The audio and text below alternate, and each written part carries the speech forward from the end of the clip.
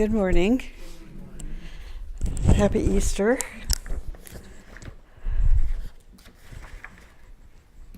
And happy summer. It seems like all of a sudden we went from a quasi-winter to summer. It's like the weather patterns have definitely changed. And then next week it's supposed to get colder. So we'll enjoy the summer weather right now. So this morning, I'm talking about the reappearance of the Christ. And because of our time element this morning, I'm going to try to stay on point so that we get out of here before dinner. Okay? So let me start with 3 quotes. These quotes are from the Bhagavad Gita. It starts with this: whenever there is a withering of the law, and an uprising of lawlessness on all sides, then I manifest myself. For the salvation of the righteous and the destruction of such as do evil, for the firm establishing of the law, I come to birth, age after age. Whenever men become indifferent toward their duties and responsibilities, and whenever unrighteousness and disorder increase, then indeed I manifest myself. And the 3rd quote: to protect the virtuous, to destroy the wicked, and to reestablish the sense of duty and responsibility, thus I manifest myself, age after age. These 3 sacred readings, when compared to the times we are in, the uprising around the world, the lawlessness going on in the world, genocides, disease, hunger, poverty, unlawfulness, and lies, especially lies, our hope for the future lies in the great avatar, in the Christ telling us that when these things are prevalent upon the planet Earth, then I will manifest myself. These quotations are from the sacred book called the Bhagavad Gita. The Bhagavad Gita is part of the Mahabharata, an epic poem handed down orally from generation to generation. As we read these quotes, they almost sound as if they could have been found in the Holy Bible. However, when we read sacred truth, the truth of God, it will be found written in all the sacred religious texts from around the world from the beginning of time. Whether it be the Holy Bible, the Quran, the Torah, the Bhagavad Gita, or in the writings of ancient cultures, we will see the reoccurrence of such truths. In different languages, in different religions and faiths, but despite their differences, the words will ring true to all seekers of truth. So as we celebrate Easter today, we must remember that the religious world is indeed waiting for the return of their spiritual leader. In all the major religions, someone is expected, and his coming is anticipated. Always in the past, it has been the religious teachers of the period who have fostered and proclaimed this expectancy. And also, it has always been the time of one of chaos and difficulty, of a climaxing point at the close of a civilization or culture. And when the resources of the old religions have seemed inadequate to meet men's difficulties or to solve their problems. And I would say we're pretty close to being there. You know, the coming of the Avatar, the advent of a coming one, and in terms of today, the reappearance of the Christ, are the keynotes of the prevalent expectancy. When the times are right, the invocation of the masses is persuasive enough, and the faith of those who know is keen enough, then always he has come. And today will be no exception to this ancient rule or to this universal law. For decades, the reappearance of the Christ, the Avatar, has been anticipated by the faithful in both hemispheres, not only by the Christian faithful, but by those who look for Maitreya and for the Bodhisattva, as well as those who expect the Imam Mahdi. Christ comes forth for two reasons. One reason is the deep and unknown cause prompts him to do so. The second reason is the demand or the invocation of humanity itself.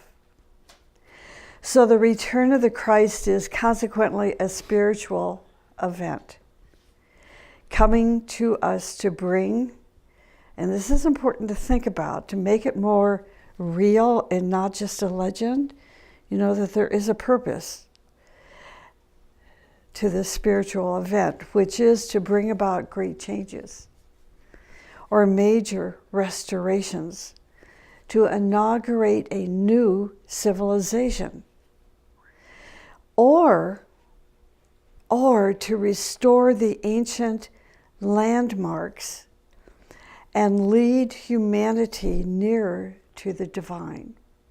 So those are the reasons, substantial reasons, which take it out of legend and into reality.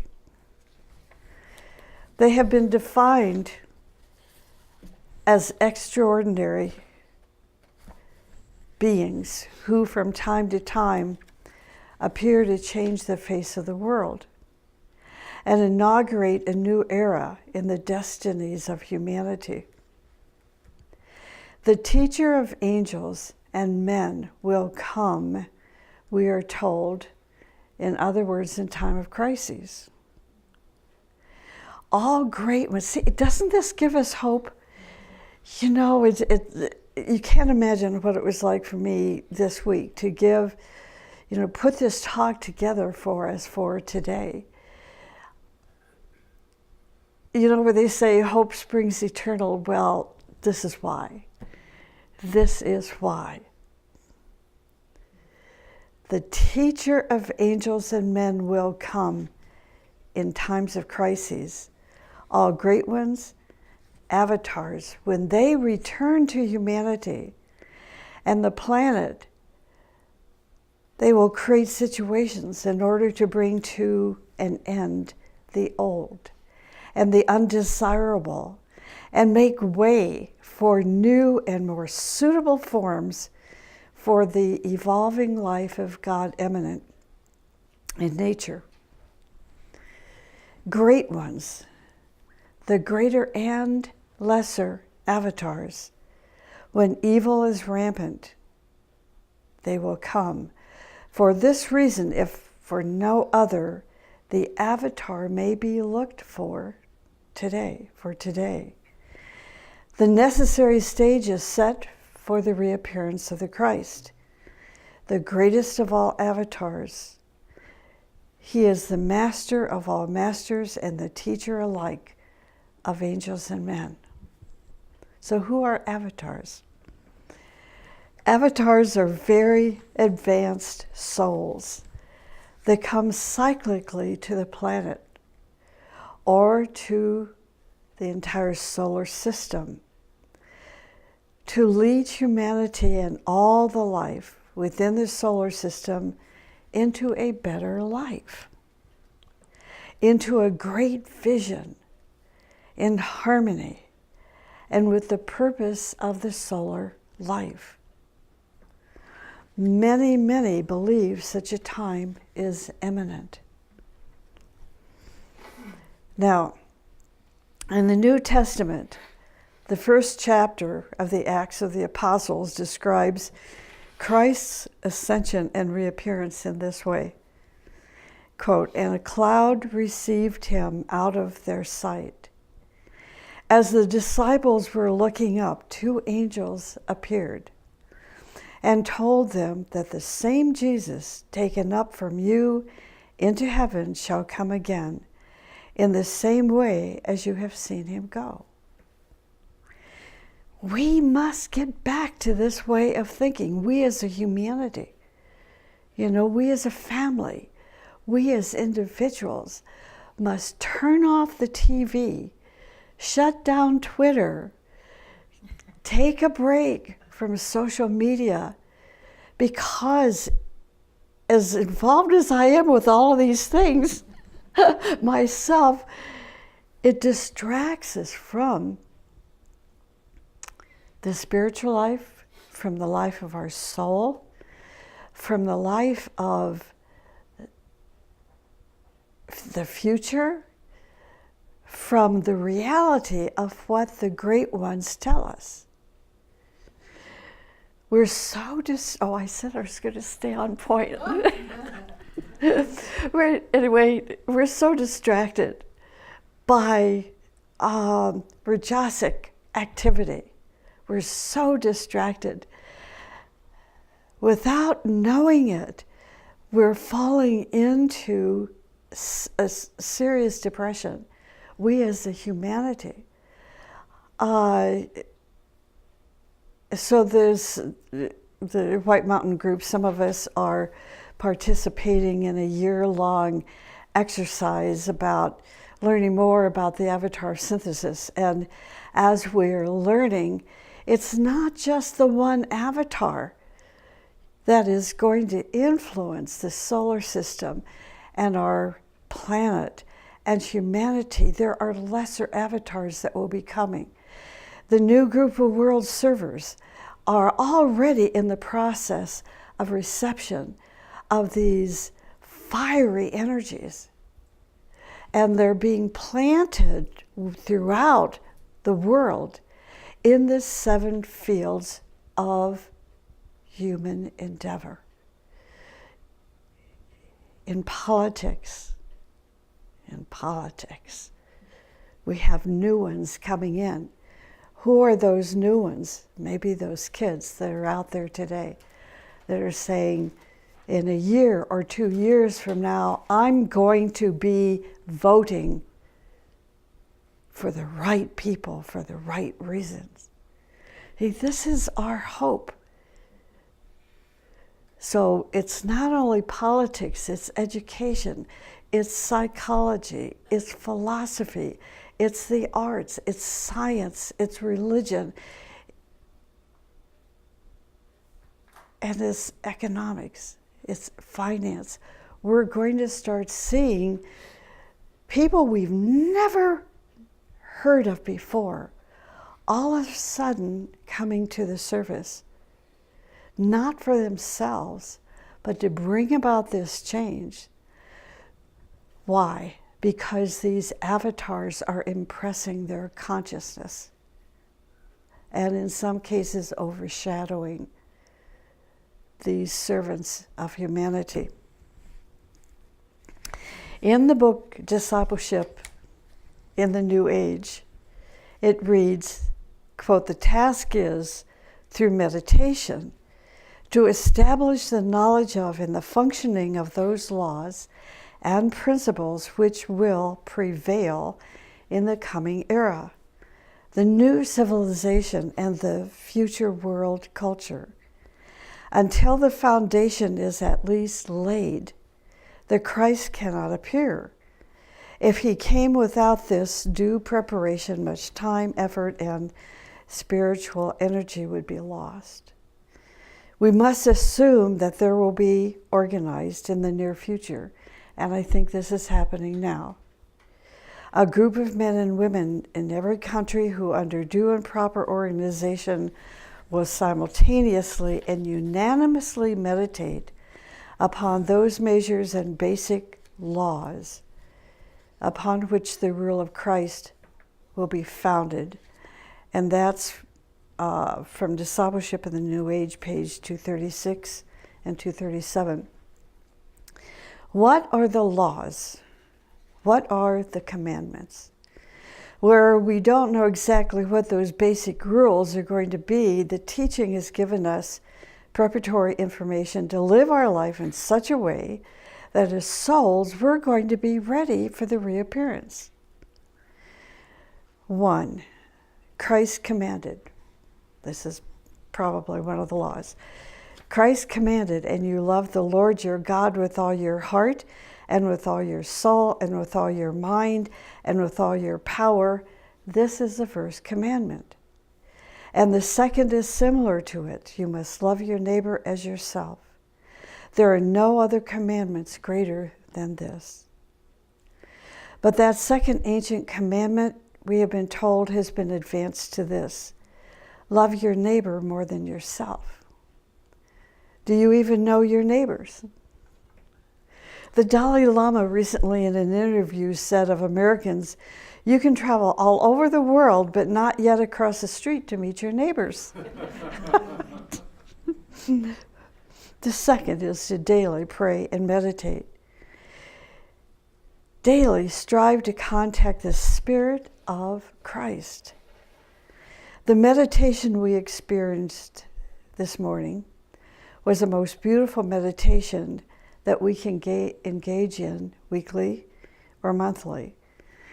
Each day pray, ask Christ to guide your hands and feet in the direction where you can best serve in His name, in the name of the kingdom of God. Number 3, the mother of the world. The teaching reminds us about the dual origin of the cosmos. The Master M said, cosmos exists in the greatness of the dual origin. The dual origin is the masculine and feminine principle. The feminine principle has been called by many names: the mother of the universe, the world mother, and Sophia.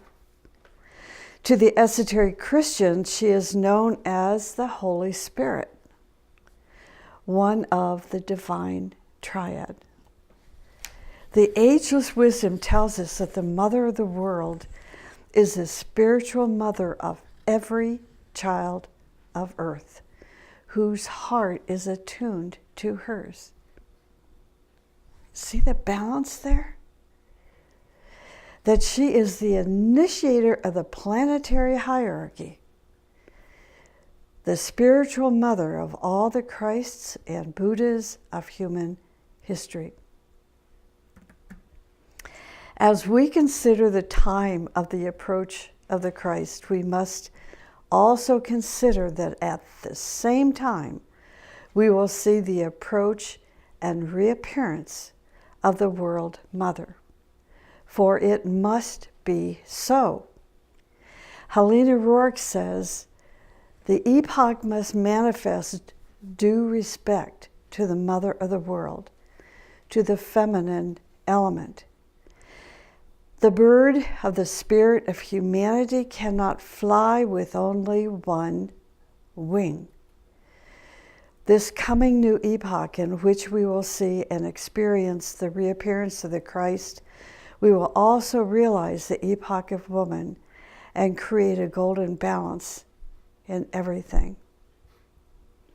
And I just want to take a moment for an advertisement here, that if you go to White Mountain's website and to the home page and go all the way down to the bottom, you're going to see a blog by Carol, which is just an incredible blog where she is bringing in the activities of powerful women and where they are directing humanity and having an impact of humanity. So I encourage you to go to her website.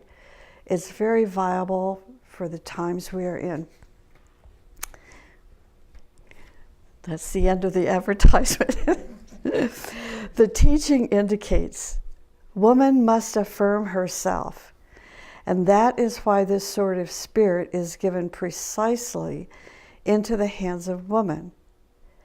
To the East, this epoch is known as the epoch of Maitreya, the epoch of great compassion, and the epoch of the Mother of the World. Venus plays an important link to the Mother of the World as well as the Lord Maitreya. Helena Rourke tells us that the Lord Maitreya came from Venus at the dawn of the formation of physical man. She wrote, "The star of the Mother of the World is the planet Venus." In 1924, this planet for a short time came unusually near to the Earth. Its rays were poured on Earth, and this created many new powerful and sacred combinations, which will yield great results, and has. Many feminine movements were kindled by these powerful rays. In June of 2004, and once again in June of 2012, Venus passed directly in front of the disk of the sun. Can we see this was a sign of the incarnation of the Mother of the World, or at least an increase in feminine leadership in preparation for the return of the Lord Maitreya and the Mother of the World? Can the passage of Venus indicate the approach of the reappearance of a master, the birth of an avatar, or other great spiritual events in the world of humanity? Daily, as you align your heart with the heart of the cosmic Christ, we must also align our heart to the feminine principle, to the Mother of the World. Once you align yourself with the Mother of the World, then say, "Let there be light. Let there be love." The fourth, virtues. Each day or each week, select one virtue you feel you are weak in and need to strengthen through practice and development. Remember, virtues are made of the nature of the soul. As you practice virtue, it puts you in contact with the treasures of your chalice. To develop a virtue means to associate yourself with a cosmic entity who is the source and the embodiment of that virtue. Virtues such as harmlessness, right speech, selflessness, stability, humility, temperance, joy, and contentment. 5, service. Each day, ask yourself how you can help another person. Ask forgiveness from someone you have harmed in the past, or even forgive yourself of various things you are carrying guilt about. Service means that you are giving yourself to others as a soul. In these activities, you are creating a soul-to-soul relationship, and in so doing, creating right human relations. Christ said, "A new commandment I give you, that you love one another, just as I have loved you, that you also love one another. By this every man shall know that you are my disciples, if you have love one to another." That new commandment is now a very old commandment. As we look objectively throughout the world, from man to man, woman to woman, family to family, church to church, nation to nation, have we been successful in carrying out this commandment? We're gonna, though. Many of us are working on it. When Christ and the Mother of the World return to humanity, will we be ready? 6, purification of your heart. Throughout childhood and on into adulthood, your heart accumulates many pains and rejections. If you do not purify those experiences from your heart, your heart will darken to the point where you can no longer love unconditionally. You will be unable to find compassion, that all-inclusive and understanding love. As we undergo the purification of the heart, we will soon live a life that understands beyond the limitations of time, beyond evil thoughts, evil plans, beyond hatred and separatism. It is through a purified heart we will recognize the radiant energy of the Mother of the world and the Christ upon their reappearance upon our planet. We can purify our hearts in 7 ways. Overcoming selfishness, developing the spirit of worship, aspiration, devotion, admiration, and a life dedicated to higher ideals. Clean your vanities. Renounce your ego. Do not try to control the lives of others. Do not speak evil. And try to see beauty in everyone. And let me close with this. The time of Easter is the time of resurrection of the Christ principle in our heart, and the heart of Christ and the Mother of the world.